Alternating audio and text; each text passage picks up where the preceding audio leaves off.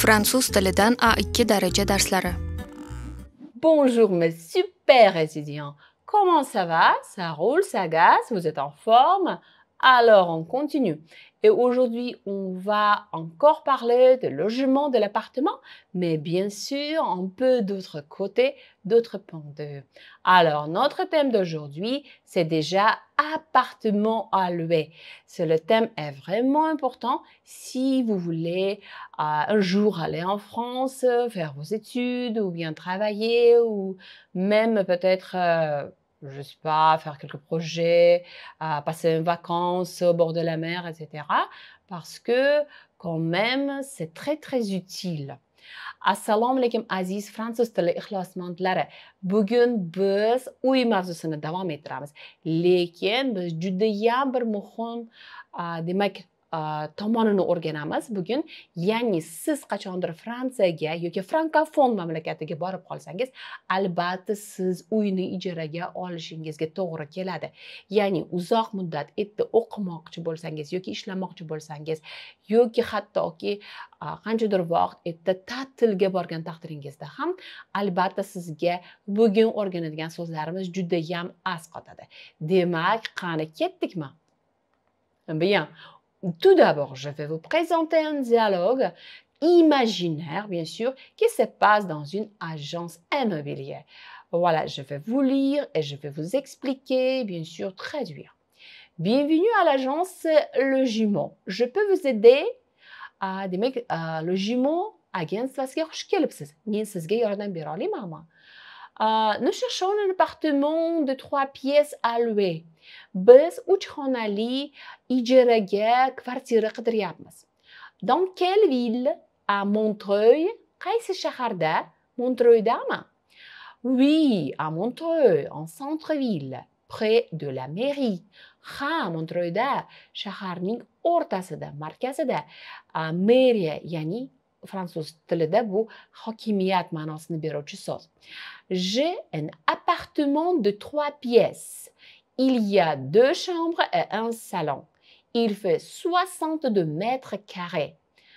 Demak, menda 3 xonali kvartira bor. U yerda 2 uxlaydigan xona va bitta zal ham bor. U 62 kvadrat metrning tashkil qiladi. Quel est le prix? Narxi qanaqa? Le loyer est de 907 € par mois. Ya'ni ijara haqi bir oyga 907 €. Et c'est à quel étage? Qaysi etajda joylashgan? Au 3e étage et il y a un ascenseur. Mana bunga e'tibor beringlar, esingizda bor, buni aytgan edim. Ya'ni fransuz tilida au 3e étage desak, biz nima deymiz? O'zbek tiliga, demak, biz 4-etajda va lift bor deb aytamiz. D'accord, ce que je vous conseille, c'est réécouter ce dialogue encore une fois et encore, et puis jouer, s'il vous plaît, ce dialogue, imiter que vous parlez, etc., etc. Et comme ça, vous allez apprendre plus vite à parler. Ya'ni bitta maslahat berardim. Bu dialogni siz yana qayta eshitib, talaffuziga e'tibor bering va ishlang. Iloji bo'lsa, do'stingiz bilan bu dialogni o'ynashga harakat qilinglar. Ya'ni faraz qilinglar, sizlar rostdan ham Fransiyadasizlar va rostdan ham uyni ijaraga olmoqchisizlar. Va bir-biringlar bilan bu dialogni ishlatgan, frazalar ishlatgan holda ko'p marta mashg'ulot qilinglar va bu albatta sizlarga tezroq fransuz tilida gapirib ketishga yordam beradi. D'accord, on continue. Alors, je vais vous donner quelques mots qui sont reliés avec l'appartement, avec comment on peut louer, etc. Ya'ni bir nechta so'zlarni berib ketaman. Demak, aynan shu mavzuga oid so'zlardan. Un locataire bu ijaraga oluvchi. Une location, bu shartnoma. Demak, o'sha ijara shartnomasi. Louer bu bizda fe'l, ya'ni ijaraga olmoq. Un loyer bu ijara to'lovi. Va un propriétaire bu o'sha uyning yoki kvartiraning egasi. Un propriétaire. Alors, maintenant, je vais vous donner des exemples, comment on peut poser des questions sur un logement par téléphone ou à l'agence. Endi esa men sizlarga yana bir nechta demak savollarning misolini beraman va yaxshilab tushuntirib berishga harakat qilaman. Ya'ni siz o'sha agentstvaga murojaat qilganingizda, telefon qilganingizda yoki to'g'ridan to'g'ri borganingizda yana qaysi jihatlarni so'rashingiz mumkin, ya'ni nimani demak qiziqishingiz mumkin. Ya'ni o'zingizga ideal, zo'rda, qulay uy topish uchun. Alors, on commence. Voilà, la première question. Voilà, quand je téléphone, je dis, je vous téléphone au sujet de la petite annonce. Est-ce que je peux vous poser quelques questions? Yani boshida albatta salomlashasiz va aytasizki, men sizga aynan shu e'lon bo'yicha telefon qilyotgandim. Bir nechta savol berishim mumkinmi deb va quyidagi savollarni berib ketamiz. Où se trouve l'appartement? Où se trouve l'appartement? Ya'ni kvartira qayerda joylashgan? E'tibor bergan bo'lsangiz, u bu aynan qayerda so'rovi, to'g'rimi? Va keyin bizda fe'l joylashgan, joylanmoq fe'li va appartement bu so'zni sizlar bilasizlar, bu kvartira so'zi. Où se trouve l'appartement? Demak, qayerda joylashgan? Bularni ham bilasizlar albatta, shahar o'rtasida yoki aksi chetida va hokazo. Dans quel quartier? Dans quel quartier? Ko'rasizlarki, fransuz tilida ko'proq qisqaroq, demak, og'zaki suhbatda savollar qisqaroq beriladi. Mana masalan, qaysi dahada joylashgan? Hattoki fe'l ishlatmasangiz ham bu savol to'g'ri bo'lishi mumkin. Dans quel quartier? À quel étage est-il? À quel étage est-il? Bu yerda savolning sal murakkab shakli. À quel étage, ya'ni qaysi etajda? Est-il, e'tibor beringlar, bu être fe'li inversiyada turibdi. Nima degani inversiya? Qachonki biz demak, masalan, fransuz tilida to'g'ridan to'g'ri, demak, so'zlarni har birini o'zini o'rni bor. Oldin biz olmosh ishlatamiz, esingizda bor, keyin fe'l. Masalan, il est. Lekin bu yerda savol berganimizda, murakkab savolda biz fe'l bilan olmoshni o'rnini almashtiramiz. Shuning uchun biz oldin dedik, keyin esa olmoshni ishlatdik. Est-il? Ya'ni qaysi etajda joylashgan? Quelle est la surface de l'appartement? Quelle est la surface de l'appartement? Ya'ni uning hajmi qanaqa? Bu kvartiraning. La cuisine est-elle équipée? Bu savolning eng murakkab shakllaridan. Qachonki biz, demak, o'sha berayotgan savolimizni, o'sha savol berilayotgan so'zni alohida ajratib chiqamiz. Masalan, la cuisine, oshxona, est-elle équipée? Ya'ni biz yana bir marta shu so'zni faqat tegishli olmosh bilan o'rnini bosib, yana murakkab inversiyaga qo'ydik. Ya'ni la cuisine est-elle équipée? Oshxona jihozlanganmi deb savol beryapmiz.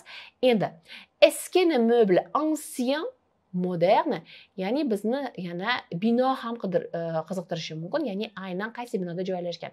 Bu qadimgi binomi yoki aksincha bu zamonaviymi? D'accord, on continue. Le quartier est-il calme? Le quartier est-il calme? Mana ko'rasizmi, yana o'sha murakkab savol turi. Ya'ni endi bu yerda biz daha so'zini alohida chiqardik. Ya'ni daha tinchmi degan, sokinmi degan savol. Y a-t-il des commerces à proximité? Y a-t-il des commerces à proximité? Proximité. Ya'ni yaqin atrofda kichkina do'konchalar mavjudmi? Bilasizlarki, bitta o'yinni qidirayotganda, yashayotganda, albatta kichkina do'konchalar yonida joylashsa, eng kerak, eng zarur do'konchalar bu albatta juda ham katta qulaylik tug'diradi. Les charges sont-elles comprises? Les charges sont-elles comprises? Ya'ni bu yerda qanaqa savol ketyaptiki, mana masalan, o'sha to'lov, ijara haqiga har xil to'lovlar ham kiradimi yoki men uni alohida to'lashim kerak? Ya'ni elektr, gaz va hokazoga. Quel est le montant de la caution? Quel est le montant de la caution? Ya'ni demak, naqani to'lashdan oldin, ijara haqini to'lashdan oldin siz qanaqadir bir miqdor pulni qoldirishingiz kerak va o'shani so'rayapti-da. Demak, o'sha qaysi miqdor pul aynan qo'yilishi kerak. Quelles sont les garanties demandées?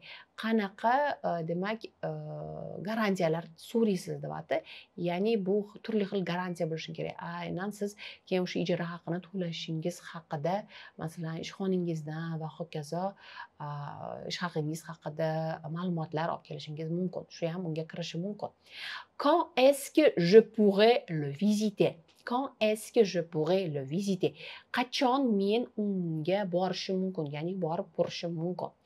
Quand est-ce que je pourrais le visiter? Bitta e'tibor beringlar, boshqa shakli, savolning boshqa shakli est-ce que birikmasi bilan. Est-ce que birikmasi qachon qo'yiladiki, biz murakkab inversiyani ishlatish xohlamaganimizda. Chunki biz o'sha est-ce que ni qo'ysak, unda fe'l o'zini joyida qoladi. Buni e'tibor beringlar. Je pourrais, ya'ni fe'l so'roq shaklida emas, asosiy shaklida qolgan. Quand est-ce que je pourrais le visiter? deb savol berdi. Endi yana bir nechta savollarimiz. Combien y a-t-il de pièces? Ya'ni kvartirada nechta xona bor? Y a-t-il une terrasse, un balkon? Ko'ryapsizlarmi? Bu yerda ham y a-t-il shakli, ya'ni il y a, bor, mavjud birikmamizni biz ingliz tilida u there is ga to'g'ri keladi. Esingizda bo'lsa, tushuntirgan edim bu haqida ham. Ammo so'rovda biz uni yana ko'ryapsizlar, murakkab inversiya qo'yamiz va demak bizda fe'l oldinga chiqadi, aksincha olmosh ikkinchi joyga o'tadi va talaffuzi chiroyli bo'lishi uchun bizda hattoki t tovushi paydo bo'ladi. Hech qanaqa ma'no bermaydi, faqatgina aynan shu jarangdor, chiroyli ifodalanishi uchun. Demak, fransuz tilida bitta qoida borki, ular ko'pincha nima uchun aynan liaison hodisasi mavjud? Aynan ular bitta undoshga bitta unli to'g'ri kelishi kerak deb shunga intilishadi. Shuning uchun mana ko'ryapsizlarmi? Ya, shunda qol y undosh sifatida kelyapti. A bu unli, endi t qo'shimcha qo'yilgan.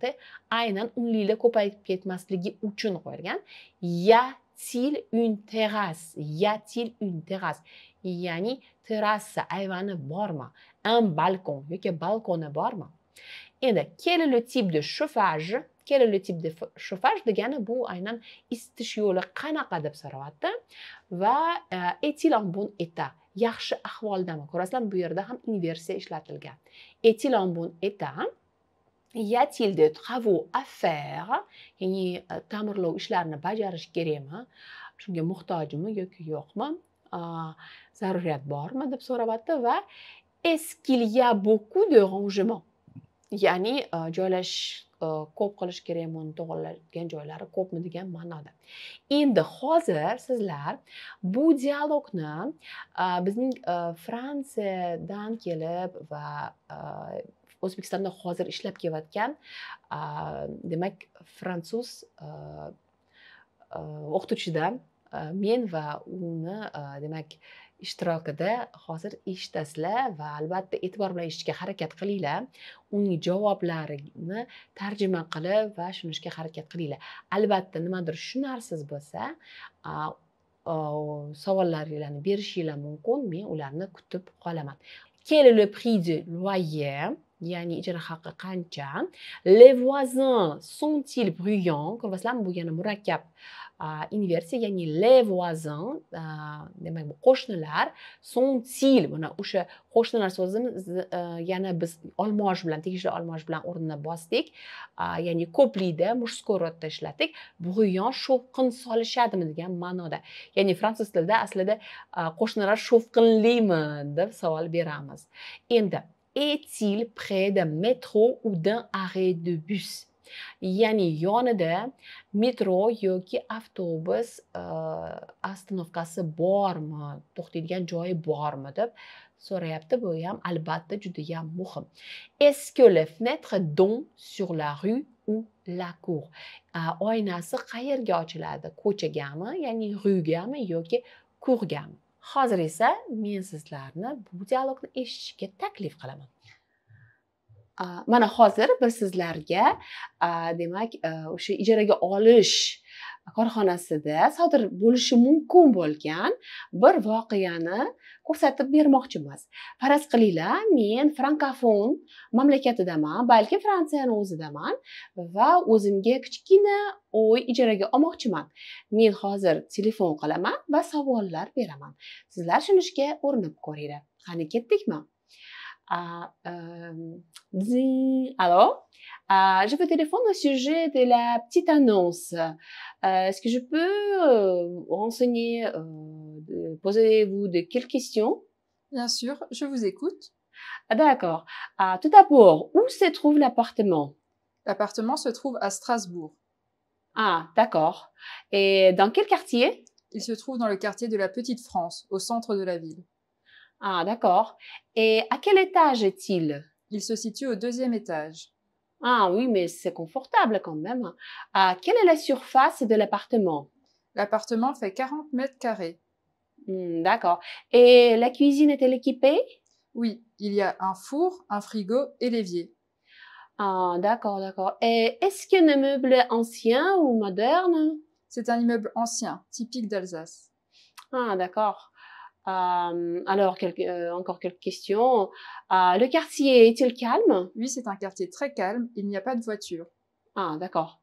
Y a-t-il de commerce à proximité? Oui, au bas de l'immeuble, il y a une boulangerie. D'accord, c'est utile quand même. Les charges sont-elles comprises? Oui, le loyer comprend les charges. D'accord. Et quel est le montant de la caution? La caution est de 550 €. D'accord, mais c'est convenable. Quelles sont les garanties demandées? Il vous faudra votre avis d'imposition et vos 2 dernières fiches de salaire, s'il vous plaît. D'accord. Quand est-ce que je pourrais le visiter? Il y a des visites ce week-end si vous le souhaitez. D'accord. Et combien il y a de pièces? Y a-t-il de pièces? L'appartement a 3 pièces. D'accord. Et y a-t-il une terrasse, un balcon? Il n'y a pas de terrasse, mais il y a un petit balcon. D'accord. Et quel est le type de chauffage? C'est un chauffage électrique. Bien. Et est-il en bon état? Oui, il est en très bon état. Y a-t-il des travaux à faire? Non, car il a été rénové récemment. D'accord. Et encore une question. Est-ce qu'il y a beaucoup de rangements? Il y a plusieurs armoires murales dans l'appartement. D'accord, d'accord. Merci beaucoup. Je suis vraiment intéressée de cette annonce. Je crois que je vais vous rappeler un peu plus tard. Merci, à bientôt. De rien, bonne journée, au revoir. Au revoir. Demak, men umid qilamanki, siz dialogni juda ham yaxshi tushundingiz deb. Albatta, savollaringiz bo'lsa, ularni yozib keting. Endi biz esa bir nechta savolga o'tamiz. Maintenant, on passe déjà aux questions. Première question, dans votre pays, comment trouve-t-on un appartement à louer? Par des amis, par des annonces ou bien autrement? Quelles sont les garanties habituellement demandées? Ya'ni sizning mamlakatingizda ijaraga o'sha uyni qanaqa topish mumkin? Qanaqa yo'l bilan? Masalan, par des amis, do'stlar orqalimi yoki par des annonces, e'lonlarmi yoki balki boshqa yo'li bordir. Va qanaqa garantiyalar, qanaqa kafolatlar so'raladi odatda. Demak, bu haqida matn qilib yozishga harakat qiling. Jo'natsangiz, albatta biz sizga yordam beramiz. To'g'irlab, masalan, xatolari bo'lsa, albatta birgalikda uni to'g'irlaymiz. Keyingi savolimiz bu: le quartier où est situé l'appartement est important. Pourquoi? Que doit-il y avoir près de votre appartement?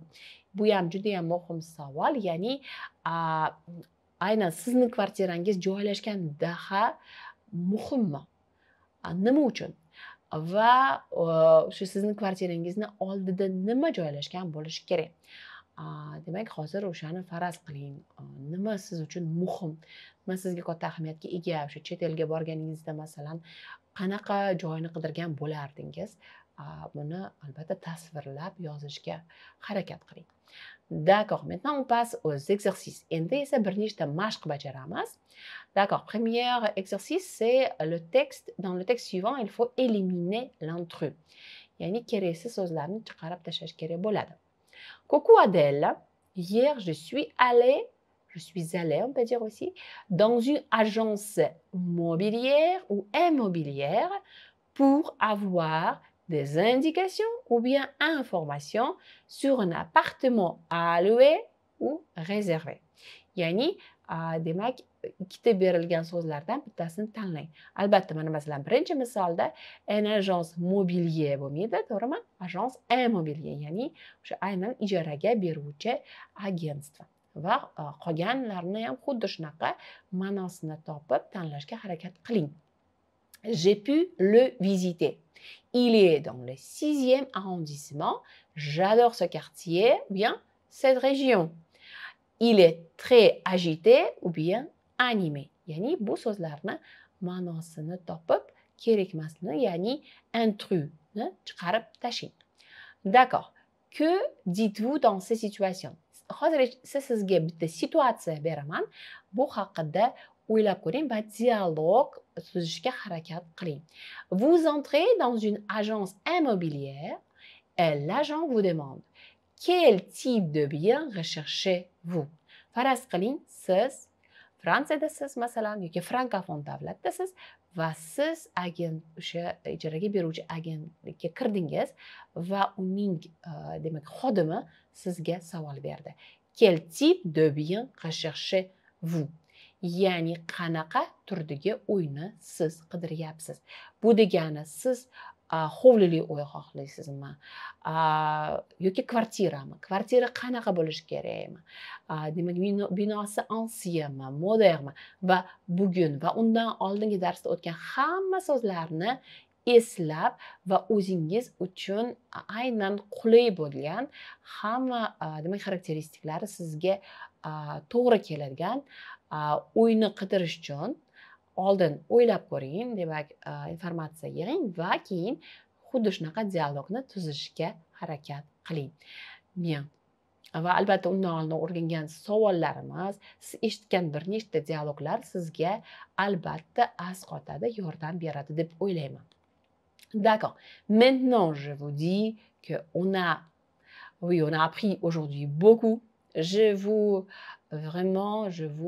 souhaite du courage, mais je crois que comme ça, vous allez apprendre plus vite à parler français. Et c'est pourquoi, pour le moment, je vous dis au revoir, Madame Gulfiya.